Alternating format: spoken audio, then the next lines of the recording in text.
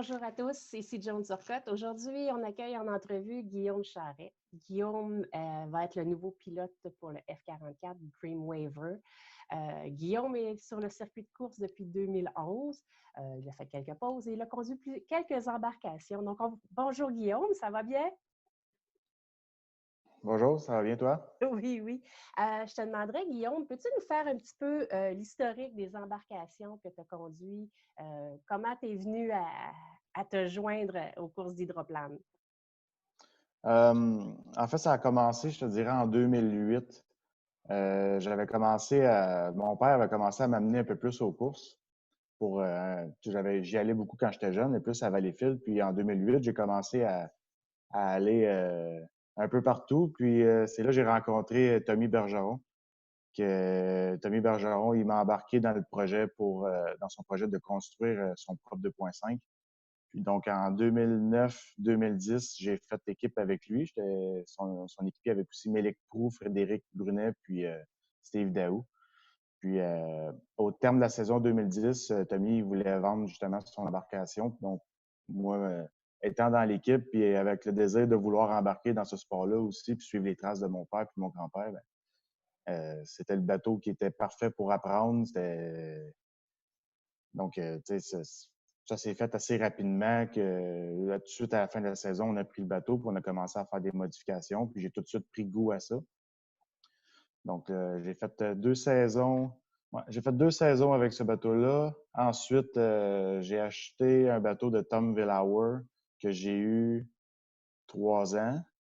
Puis ensuite, c'est là que j'ai vendu ce bateau-là pour faire une pause, qui n'a pas vraiment été une pause très longue. Là. Je me suis associé avec Derek Anderson en 2016 pour qu'ensuite, on ait chacun notre bateau. On avait fait une écurie à 2 bateaux en 2017-2018. Puis là, ensuite, j'avais vendu le bateau à Marc Lalonde. Puis là, 2019, c'était une vraie pause. Là. Mais ça a été assez long, je crois. Puis, puis cette année, à la fin de la saison, tu t'es associé avec Dominique et Derek Demers. Comment c'est venu cette association-là? Ben, en fait, honnêtement, Derek m'avait invité à aller déjeuner. On avait été déjeuner ici à Valleyfield, il n'y a pas trop loin, puis il m'avait proposé justement à la fin de la saison, il aimerait, s'il montait en Formule 2500, il aimerait m'avoir comme pilote. Puis on en a discuté beaucoup.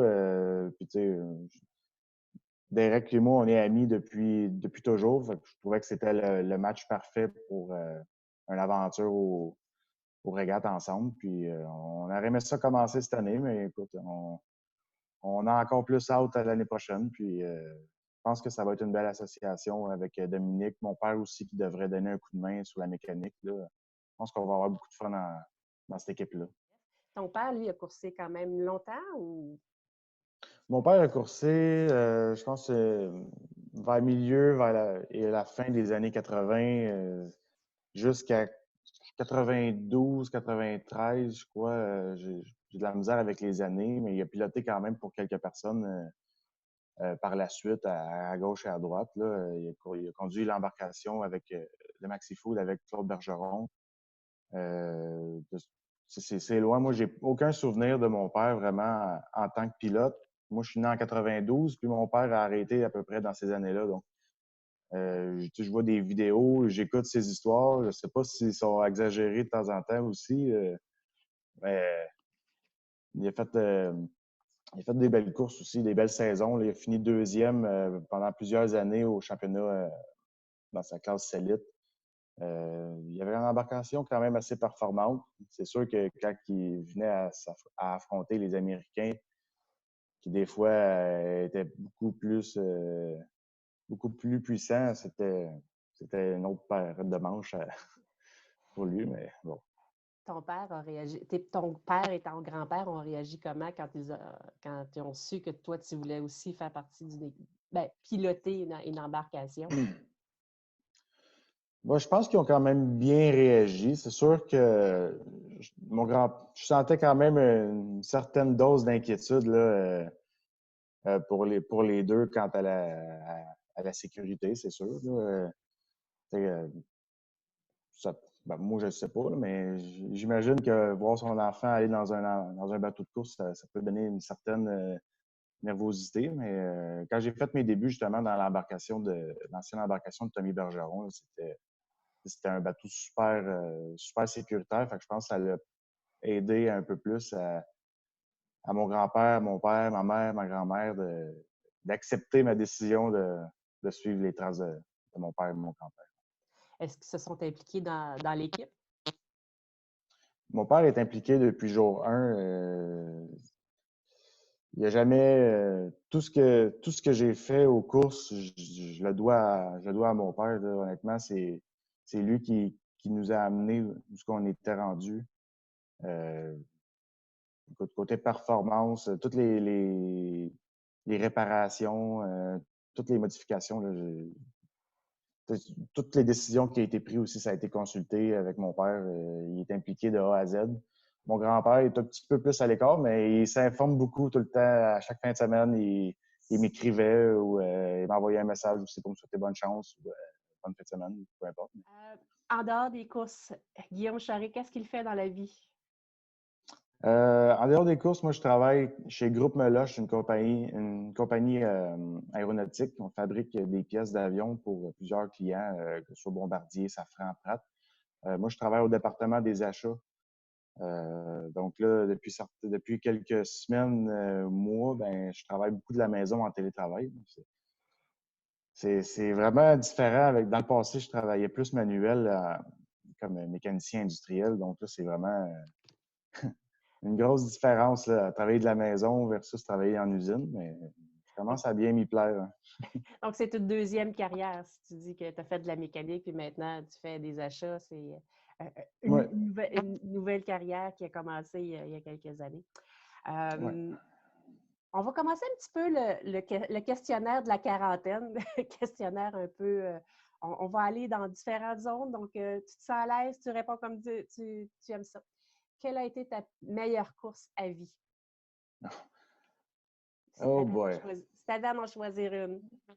Je vais essayer d'en trouver une qui me revient en tête. On parle d'une qualification ou une fin de semaine de Peu, course? Là? peu importe, une course, ça peut être une heat, ça peut être une finale, ça peut être une course qui te reste mémorable. Il y en a plusieurs c'est sûr, une victoire à Valleyfield, ça reste mémorable pour toujours. Là. Écoute, je regarde encore des vidéos justement pour essayer de me rappeler ces souvenirs-là, mais j'ai eu quelques victoires à Valleyfield. Là. Je te dirais en 2017, ça a été ma meilleure saison, malgré que la fin de l'année, ça s'est un peu gâché, je pourrais dire. Mais cette année-là, à Valleyfield, on avait eu vraiment une belle fin de semaine de course. On avait sorti des belles performances. On avait gagné une qualification aussi contre Doug Rapp, qui avait gagné la finale un peu plus tard l'après-midi. Puis, je te dirais que globalement, cette fin de semaine-là, mis à part la finale, où ça s'est un peu gâché aussi, mais je te dirais que ça a été pas mal la meilleure fin de semaine que j'ai eue jusqu'à présent dans ma carrière. Est-ce que tu portes des bobettes ou des boxers? Euh, Présentement, ni un ni l'autre. Habituellement, des boxeurs. Absolument des boxers. Le meilleur site de course à Chérel, selon toi? Le meilleur site de course à Charelle, pour moi, ça a toujours été Saint-Félicien. C'est la place que j'adore le plus aller. Écoute, la ville est super, le monde est super là-bas, le site est beau, tout s'est amélioré aussi dernièrement. Donc, pour moi, Saint-Félicien, ça reste mon coup de cœur. Ça reste un coup de cœur. Ta nourriture préférée durant une fin de semaine de course? Ah, un filet de porc ou steak filet mignon qu'on fait sur le barbecue. Ouais. Coors Light ou Bud Light? Ouais, une ou l'autre. La première que je trouve sur mon chemin. Là. Selon toi, qui est le pilote le plus sexy dans la HRL et pourquoi? Bobby King, à cause de ses longs cheveux blonds et ses yeux bleus. Puis, le pilote contre qui tu as eu La meilleure course selon toi? Un gars que j'aimais battre, c'était Tyler Cadats. Pour moi, à toutes les fois, j'avais à le battre. Pour moi, c'était une bonne course. Si tu avais à courser à n'importe quel temps, n'importe quelle période, n'importe quelle époque, contre qui aurais-tu aimé courser? J'aurais aimé courser contre mon père. À son époque ou à cette époque-ci, aujourd'hui, j'aimerais courser contre mon père. pense que je pense qu'il se voit un peu trop haut, puis j'aimerais lui montrer que je suis capable de le suivre. La, la plus belle peinture sur un bateau, selon toi? Sur un bateau actuel, Peu plus belle importe l'époque. peinture. OK. Ben, moi, honnêtement, j'adore le Charger GP10 présentement. Je trouve que c'est un des beaux bateaux. On le voit pas, mais c'est un des très beaux bateaux alors, à mon goût. À ton goût. Ton équipe de la Ligue nationale au hockey, ton équipe favorite? Je vais rester avec les Canadiens de Montréal. À la vie, à la mort. Est-ce que tu t'entraînes? Oui, j'avais recommencé beaucoup à m'entraîner en vue de la saison qui s'en venait. Je vais t'avouer, j'ai ralenti un peu avec la fermeture des gyms. Je me suis commandé du stock sur Amazon pour pouvoir continuer. J'attends toujours. Ça fait 2 mois que j'ai pas reçu mon stock. Donc, présentement, non, je ne m'entraîne pas vraiment. Est-ce que tu es religieux? Est-ce que tu es Non, croyant? non, pas du tout. Savon en barre ou savon en gel? Savon à bord. Ta voiture préférée? Euh, J'aime bien la Dodge Viper. Ton premier baiser, quel âge avais-tu? 14-15 ans à peu près à tout casser. Là. La ville dans laquelle tu aimerais vivre et pourquoi? Oh, moi, ça date de longtemps, mais il n'y a pas si longtemps, en fait, je devrais dire. J'ai été en voyage à Bocas del Toro, au Panama, avec un ami qui a participé aussi aux régates, 2 amis, Carl Saint-Vincent et François Dumichel. Puis je me suis toujours dit, avec François, un jour, on vient habiter ici. On a vraiment adoré la place à Bocas del Toro. Si vous ne connaissez pas ça, allez voir ça sur Google, ça vaut la peine. Euh, ton, ton steak, est-ce que tu le manges saignant, bien cuit ou médium? Médium saignant. Médium saignant. Est-ce que tu as des frères et sœurs? J'ai une sœur. Les âges, j'ai de la misère un peu, là. 95. J'ai une sœur de 25 ans, Donc, elle est plus jeune que toi. plus jeune que moi. Puis j'ai aussi un frère. J'ai une sœur qui s'appelle, en fait, c'est Claudie. Elle vient des fois aux courses. Son copain aussi est dans l'équipe à Martin Rochon. Je me trompe peut-être, mais je crois qu'ils se sont rencontrés aux courses. J'ai un frère aussi, William, que lui, on ne le voit pas souvent. Il ne suit pas vraiment les courses, mais quand même assez présent. Là, lui, il a 20 ans. Le parcours que tu as trouvé le plus difficile? L'eau qui est rough, là. Une place là, que quand tu vas courser, là, tu trouves ça, c'est plus challengeant, comme on peut dire. Ouais. Le parcours que j'ai trouvé le plus difficile, on y a été seulement une fois. C'est à Waddington. J'ai fait une qualif, puis j'ai jamais été. Je sais pas, j'ai pas compris la procédure de départ. Le départ, 15 pieds après la ligne, après le tournant, moi, ça m'a perdu. Ouais, puis c'était un parcours qui bougeait beaucoup aussi. Ouais, le parcours était difficile, justement. Il y avait des bateaux de croisière, pas des bateaux de croisière, mais des bateaux de plaisance qui passaient en plein milieu aussi. Je me rappelle, il y avait une fois, c'était spécial un peu. C'était difficile à. Effectivement, c'était un site un peu particulier, puis on avait eu une drôle de température aussi. Oui, exact. Est-ce qu'après une course, après une fin de semaine de course, tu es épuisé physiquement? Est-ce que tu te sens comme tu sais, quand on fait bien des efforts, à un moment donné, on devient comme engourdi ou ça te demande-tu un effort physique qui fait que tu te sens raqué d'une certaine façon? Non, non, habituellement, après chaque fin de semaine de course ou après chaque course, je me sens quand même assez bien. Je suis pas encore rendu là. Je pense que Peut-être je vais être qu'on voit, encore pas pire. peut-être qu'on voit ça un peu plus dans les embarcations un peu plus grosses comme Ouais, le aussi, c'est pas. 350 ou le Grand Prix. Ouais, j'imagine que les autres, c'est plus essoufflant aussi. Oui. Est-ce que tu mets de la moutarde sur tes frites? Non, qui fait ça? Il y en a il y en a dans tous les goûts. Moi, j'aime Euh, la moutarde ah, Dijon, c'est très bon. bah, Euh, D'après toi, qui est le pilote le plus drôle? le plus drôle.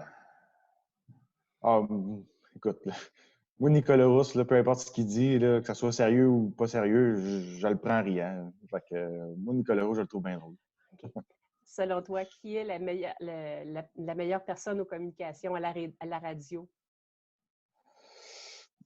Pour moi, mon meilleur, c'est mon père, mais j'espère qu'à partir de l'année prochaine, je vais pouvoir dire que mon ami Derek Demers va surpasser mon père Denis. Donc, il va en avoir besoin. Là.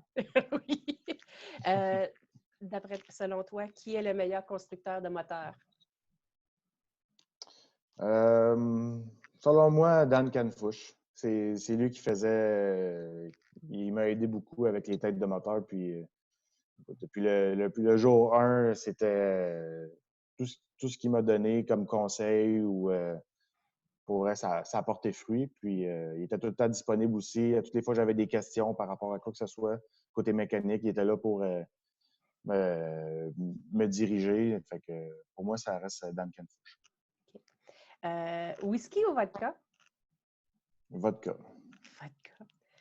Est-ce que tu as déjà échoué le breathalyzer, le test l'alcotest un matin de course? Malheureusement, oui. J'ai déjà échoué à Brockville. Je crois que c'était en 2017 aussi. Écoute, on a échoué, mais on s'est repris quelques heures plus tard, donc on était correct. On était sur la limite. C'était sur la limite. C'était pas un gros échec, mettons. Non, ça en Euh, était quand même un, mais bon. Est-ce que tu aimerais courser un jour en Nouvelle-Zélande? Oui, j'adorais que ce soit, comme j'ai toujours dit, j'aimerais ça essayer plusieurs sites de course. Moi, le plus que je peux en essayer, plus que je serais content de la carrière que j'aurais. J'aimerais aussi aller dans l'Ouest. Là. Je trouve qu'ils coursent dans des beaux paysages et les bateaux là-bas sont compétitifs aussi. Ça a l'air bien organisé. Donc, Nouvelle-Zélande, c'est sûr, ça serait un rêve de pouvoir aller courser là. Mais je ne sais pas si ça va se réaliser un jour. Je le souhaite. Si je te demandais de faire tes prédictions pour la prochaine saison, qui seraient les champions dans les différentes catégories? Donc, si on commence par Grand Prix. Dernièrement, j'ai un peu mal suivi qui était rendu où. Donc, je vais y aller avec Brandon avec sa nouvelle équipe avec un. En 350. Mon ami Nicolas Rousse va se reprendre l'année passée. En Jersey Speed Skiff. À Jersey, j'aimerais ça voir quelqu'un du coin. Que ce soit, j'oublie son nom, la gang de Sorel avec, je pense que c'est Baudouin Louis-Alexandre. son nom, ou ouais, Louis-Alexandre. Louis-Alexandre, ou les deux Tremblay. J'aimerais ça les voir finir en avant, là, des Tom McCradley et Stewart. En F, dans ta classe. Je crois en nos chances. Écoute, le bateau on a un très bon bateau, une bonne équipe. Je crois on a autant de chances que tout le monde de gagner le championnat. Et en S. En S, écoute, moi, j'irai avec Owen Anderson. Je trouve qu'il a montré des belles choses l'année dernière, surtout vers la fin de l'année. Il a montré une belle progression. Il a un très bon bateau, il est très bien entouré. Moi, j'irai avec Owen. D'après toi, qui est le plus jeune des pilotes sur le circuit de la Chérelle? Le plus jeune, pilote, je crois, Mathis, d'après moi. Mathis, il doit pas être bien vieux. Ou non, je pense que Mathis, il doit avoir 16 ans, 17 ans tout cassé. Je te dirais que l'année dernière, c'était Owen parce qu'il était obligé d'attendre à Brockville pour pouvoir commencer à courser. Ah. Ben, Tristan Maheu, là, le nouveau, lui aussi, il doit être pas mal jeune. Je pense qu'il commence à. Il doit même pas avoir 16 ans encore, je crois. Là. Probablement qui vient tout juste de les avoir. Donc, Ouais. effectivement. Donc, à l'opposé, selon toi, qui est le plus vieux de nos pilotes? Le plus vieux, je sais pas, moi. Je pense que Tom Packarduni doit pas être jeune. Yves Villeneuve, je pense, dans ma catégorie. Je pense que Villeneuve, Packarduni ou peut-être Jimmy King aussi. Je sais pas c'est qui le plus vieux des pilotes. Est-ce que tu as déjà pété dans ton embarcation? Bon, je peux même pas compter le nombre de fois. Surtout quand j'avais mon ami Fred qui m'attachait, j'y regardais souvent un.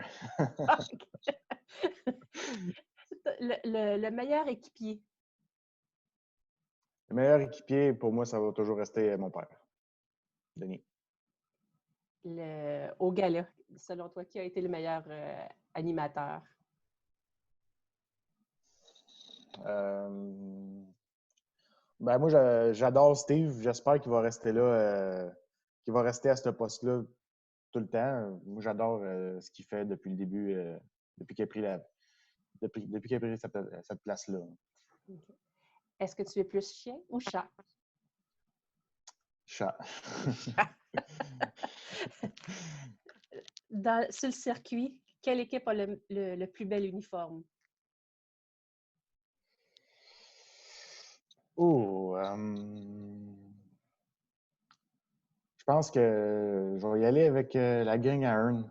J'aime bien tous les bateaux, tout ce qu'ils ont. Je ne vais pas juste avec l'uniforme, mais je vais avec le kit au complet, là, avec les tentes, les chandails, les soutes, les trailers. Je pense que c'est dur de voir ailleurs que les Hearn là-dessus. Est-ce que tu as une musique que tu aimes écouter avant d'aller courser, là, qui va te donner de l'énergie, qui va te permettre d'avoir là, un focus? Ça a changé avec les années, mais je te dirais, au début, j'écoutais beaucoup du System of a Down. Oui, ça me donnait un petit boost d'énergie. Si je te demandais, au niveau du personnel de la HRL, qui est le membre qui est ton préféré, la personne avec qui tu as le plus d'affinité ou pourquoi il y a une personne de la HRL qui te marque le plus? Ben moi, en fait, là, je suis quand même un peu. Je suis dans mes affaires là, aux courses, fait que je parle pas vraiment à beaucoup de personnes, mais j'avais quand même une bonne relation, je dirais, avec Jean-Philippe. Depuis que j'ai commencé le jour 1, il m'a aidé. Il avait fait une vidéo promo avec le GoFast pour que je. Puis il a fait ça vraiment là, de bon cœur. Ça m'avait aidé à essayer de trouver des commanditaires. J'ai eu une bonne relation avec Jean-Philippe. Si j'achetais ses DVD, à toutes les fois que je trouvais que j'avais eu une belle fin de semaine quelque part, j'achetais le DVD. On est sur la fin, je te demanderais, dans tes temps libres, qu'est-ce que tu fais? Dernièrement, j'ai beaucoup, beaucoup travaillé dans ma cour arrière. Donc, dans mes temps libres, je travaille beaucoup sur la maison, présentement. Ça, c'est des choses que je laisse aller. Là, à chaque année, on est aux courses 8, 9, 10 fins de semaine. Donc, le temps que je pourrais mettre sur la maison, c'est le temps de le faire tout de suite pendant qu'on a le temps. Sinon, j'aime bien aller jouer au golf.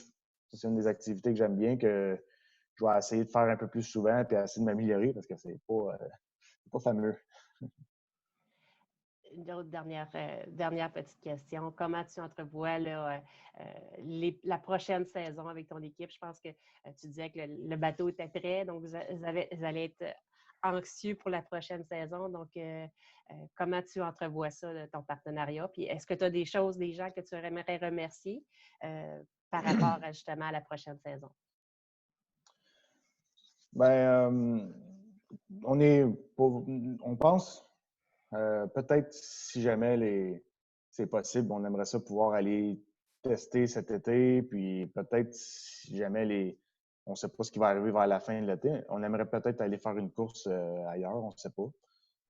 C'est sûr, moi, j'ai des restrictions à passer avec le nouveau bateau, donc on aimerait ça peut-être commencer sur le même pied d'égalité l'année prochaine pour avoir maximisé nos chances, si on veut, de pouvoir commencer fort au championnat. Sinon, je pense qu'on a vraiment autant de chances que tout le monde là, dans cette catégorie-là. Tout le monde est extrêmement rapide. Moi, je suis un peu pas anxieux, mais j'étais vraiment excité de faire un retour. C'était vraiment, je recommençais à zéro avec une nouvelle équipe, des nouvelles couleurs dans la même catégorie que j'étais. Donc, j'ai vraiment hâte à 2021. Je pense que l'hiver va être extrêmement long, mais c'est pareil pour tout le monde, donc pas le choix. Ben, je te remercie infiniment, Guillaume. Puis on va te souhaiter un bel été. Puis on va souhaiter que la prochaine saison soit à la hauteur de tes attentes. Merci beaucoup pour ton temps. Puis profite bien de ton été. Ben, merci à toi, puis merci à toute HRL pour le travail que vous faites et toutes les équipes aussi. Là, on est tous ensemble là-dedans, fait que, on n'hésitera pas à aller prendre un verre tout le monde quand ça sera possible. Merci. Ben, merci à toi.